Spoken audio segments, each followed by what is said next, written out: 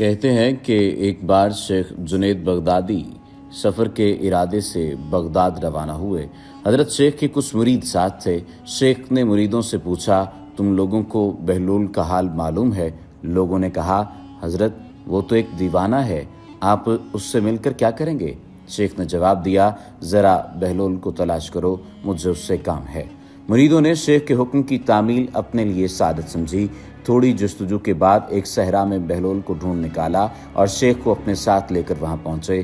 شیخ بہلول کے سامنے گئے تو دیکھا کہ بہلول سر نیچے کیے ایک اینٹ رکھے ہوئے دراز ہیں۔ شیخ نے سلام کیا تو بہلول نے جواب دے کر پوچھا، تم کون ہو؟ میں ہوں جنید بغدادی۔ تو اے ابو القاسم، تم ہی وہ شیخ بغدادی ہو جو لوگوں کو بزرگوں کی باتیں سکھاتے ہو؟ جی ہاں، کوشش تو کرتا ہوں۔ اچھا، تو تم اپنے کھانے کا طریقہ تو جانتے ہی نہیں ہوگے؟ کیوں نہیں؟ بسم اللہ پڑھتا ہوں اور اپنے سامنے کی چیز کھاتا ہوں، چھوٹا نوالا بناتا ہوں، آہستہ آہستہ چباتا ہوں، دوسروں کے نوالے پر نظر نہیں ڈالتا اور کھانا کھاتے وقت اللہ کی یاد سے غافل نہیں ہوتا۔ پھر آپ نے دوبارہ فرمایا، جو لقمہ بھی کھاتا ہوں الحمدللہ کہتا ہوں، کھانا شروع کرنے سے پہلے ہاتھ دھوتا ہوں اور فارغ ہونے کے بعد بھی ہاتھ دھوتا ہوں۔ یہ سن کر بہلول اٹھ کھڑے ہوئے اور پھر اپنا دامن شیخ جنید کی طرف چٹک دیا۔ پھر ان سے کہا، تم انسانوں کے پیر مرشد بننا چاہتے ہو اور حال یہ ہے کہ اب تک کھانے پینے کا طریقہ بھی نہیں جانتے۔ یہ کہہ کر بہلول نے اپنا راستہ لیا۔ شیخ کے مریدوں نے کہا، یا حضرت یہ شخص تو دیوانہ ہے۔ آپ نے فرمایا، ہاں دیوانہ تو ہے، مگر اپنے کام کے لیے ہوشیاروں کے بھی کان کاٹتا ہے، اس سے سچی بات سننا چاہیے، آؤ اس کے پیچھے چلیں، مجھے اس سے کام ہے۔ بہلول ایک ویرانے میں پہنچ کر ایک جگہ بیٹھ گئے۔ شیخ بغدادی اس کے پاس پہنچے تو انہوں نے شیخ سے پھر یہ سوال کیا، کون ہو تم؟ میں ہوں بغدادی شیخ جو کھانا کھانے کا طریقہ نہیں جانتا۔ بہلول نے کہا، خیر تم کھانا کھانے کے آداب سے ناواقف ہو تو گفتگو کا طریقہ جانتے ہی ہوگے۔ شیخ نے جواب دیا، جی ہاں جانتا تو ہوں، تو بتاؤ کس طرح بات کرتے ہو؟ میں ہر بات ایک اندازے کے مطابق کرتا ہوں، بے موقع اور بے حساب نہیں بولے جاتا، سننے والوں کی سمجھ کا اندازہ کر کے خلق خدا کو اللہ اور رسول اللہ صلی اللہ علیہ وآلہ وسلم کے احکام کی طرف توجہ دلاتا ہوں۔ یہ خیال رکھتا ہوں کہ اتنی باتیں نہ کہوں کہ لوگ مجھ سے بیزار ہو جائیں۔ باطنی اور ظاہری علوم کے نقطہ نظر میں رکھتا ہوں۔ اس کے ساتھ گفتگو کے آداب سے متعلق کچھ اور باتیں بھی بیان کی۔ بہلول نے کہا، کھانا کھانے کے آداب تو ایک طرف رہے، تمہیں تو بات کرنے کا ڈھنگ بھی نہیں آتا۔ پھر شیخ سے منہ پھیرا اور ایک طرف چل دیے۔ مریدوں سے خاموش نہ رہا گیا۔ انہوں نے کہا، یا حضرت یہ شیخ تو دیوانہ ہے، یہ شخص تو دیوانہ ہے، آپ دیوانے سے بھلا کیا توقع رکھتے ہیں؟ بھائی مجھے تو اس سے کام ہے، تم لوگ نہیں سمجھ سکتے۔ اس کے بعد شیخ نے پھر بہلول کا پیچھا کیا۔ بہلول نے مڑ کر دیکھا اور کہا، تمہیں کھانا کھانے اور بات کرنے کے آداب نہیں معلوم ہیں، سونے کا طریقہ تو معلوم ہوگا۔ شیخ نے کہا، جی ہاں معلوم ہے۔ اچھا بتاؤ تم کس طرح سوتے ہو؟ جب میں عشاء کی نماز اور درود و وظائف سے فارغ ہوتا ہوں تو سونے کے کمرے میں چلا جاتا ہوں۔ یہ کہہ کر شیخ نے سونے کے وہ آداب بیان کیے جو انہوں نے بزرگان دین کی تعلیم سے حاصل کیے تھے۔ بہلول نے کہا، معلوم ہوا کہ تم سونے کے آداب بھی نہیں جانتے۔ یہ کہہ کر بہلول نے جانا چاہا تو حضرت جنید بغدادی نے ان کا دامن پکڑ لیا اور کہا، اے حضرت میں نہیں جانتا، اللہ کے واسطے تم مجھے سکھا دو۔ کچھ دیر بعد بہلول نے کہا، میاں یہ جتنی باتیں تم نے کہیں سب بات کی چیزیں ہیں، اصل بات مجھ سے سنو۔ کھانے کا اصل طریقہ یہ ہے کہ سب سے پہلے حلال کی روزی ہونی چاہیے۔ اگر غذا میں حرام کی آمیزش ہو جائے تو جو آداب تم نے بیان کیے ان کے برتنے سے کوئی فائدہ نہ ہوگا اور دل روشن ہونے کے بجائے اور تاریک ہو جائے گا۔ شیخ جنید نے بے ساختہ کہا، جزاک اللہ خیر، اللہ تمہارا بھلا کرے۔ پھر بہلول نے بتایا، گفتگو کرتے وقت سب سے پہلے دل کا پاک اور نیت کا صاف ہونا ضروری ہے، اور اس کا بھی خیال رہے کہ جو بات کہی جائے اللہ کی رضامندی کے لیے ہو۔ اگر کوئی غرض یا دنیاوی مطلب کا لگاؤ یا بات فضول قسم کی ہوگی تو خواہ کتنے ہی اچھے الفاظ میں کہی جائے تمہارے لیے وبال جان بن جائے گی، اس لیے ایسے کلام سے خاموشی بہتر ہے۔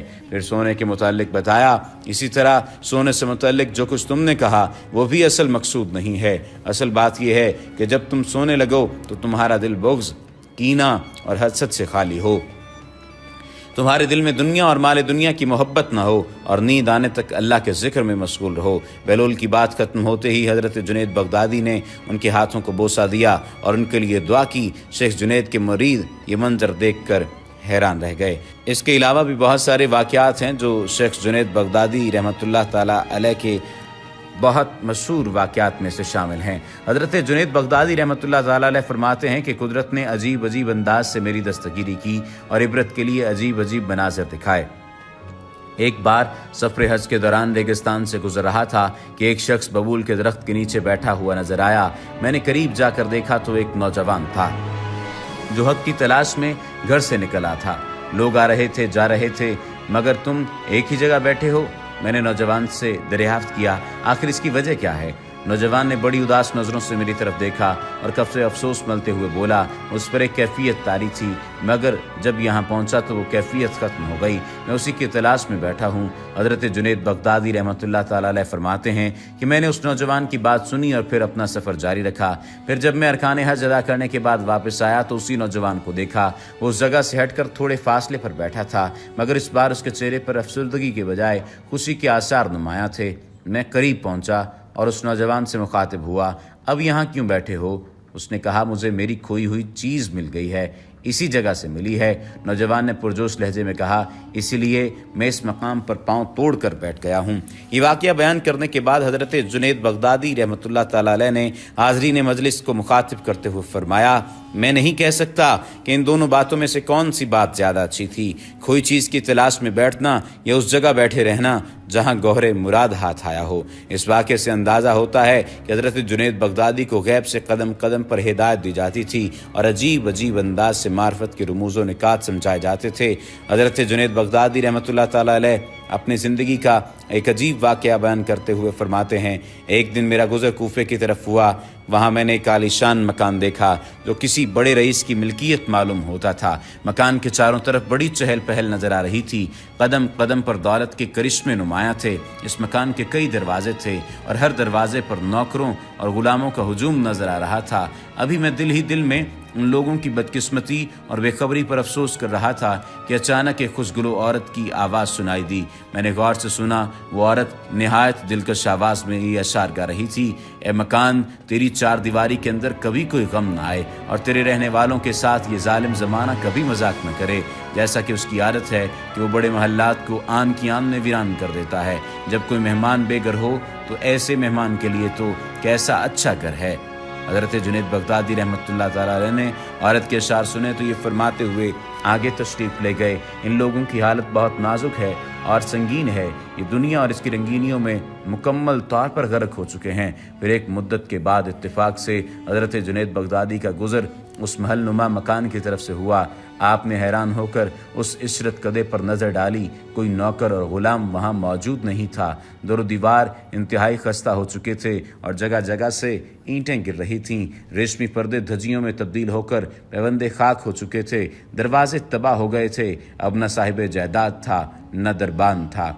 फानूसों और कुमकुमों की जगह चिमगादड़ों ने अपने मस्कन बना लिए थे। जिन कमरों में शहर के बड़े बड़े उमरा जमा होकर दादो ऐश दिया करते थे, अब वहाँ आवारा कुत्तों ने डेरे डाल दिए थे। हर तरफ ज़िल्लत व नहूसत बरस रही थी और हातिफ़ गैब ये अशार पढ़ रहा था, इसकी सारी खूबियाँ जाती रहें और रंजो अलम नुमायाँ हो गए। ज़माने का यही मिजाज है कि वह ऐसे मकान को सही और सालम नहीं छोड़ेगा। लिहाजा मकान के अंदर जो उन्स मोहब्बत पाया जाता था उसे वहशत में बदल दिया गया है और कैफ व सुरूर की जगह शोर और मातम बर्पा किया गया है। आप इस बात से अंदाज़ा लगाइए कि बुजुर्गों की ज़िंदगी से हमें सीखने को क्या कुछ मिल सकता है। हज़रत जुनैद बगदादी और बहलोल दाना के अगर अक़वाल की बात की जाए, उन तमाम तर सूरत हाल की बात की जाए तो हम सिर्फ शायद यही समझते हैं कि सिर्फ बात करना काफ़ी है, सिर्फ खाना पीना काफ़ी है या सोना काफ़ी है। दर हकीकत जिस तरह से जिस अंदाज में बहलोल दाना ने ये बात समझाई कि खाने की अगर बात है जहाँ तक, तो हलाल खाना सबसे अहम बात है। अगर गुफ्तगू की बात है तो सच बात दर हकीकत गुफ्तगू का माहसल है और हासिल गुफ्तगू का सच बात ही है। जब तक सच बात नहीं की जाएगी, जब तक सच नहीं कहा जाएगा, उस वक्त तक गुफ्तगू में वो रंग ढंग नहीं आ सकेगा और गुफ्तगू का असर नहीं हो सकेगा। और सोने की बात जहाँ तक है, अल्लाह की याद में अगर आप दिन बसर करें तो अल्लाह की याद में ही आप सो जाएं। यानी इसमें जो मुराद है वो बुनियादी तौर पर आपकी तमाम तर ज़िंदगी भी इबादत में गुजरनी चाहिए और मौत के वक्त भी आपकी ज़ुबान पर कलमा तैयबा لا الہ الا اللہ جاری ہونا چاہیے، اور یہ تب ہی ہو سکے گا جب ہم حقوق العباد پورے کریں گے، یہ تب ہی ہو سکے گا جب ہم حقوق العباد پورے کرتے ہوئے حقوق اللہ کی جانب آئیں گے۔ وما علینا الا البلاغ المبین۔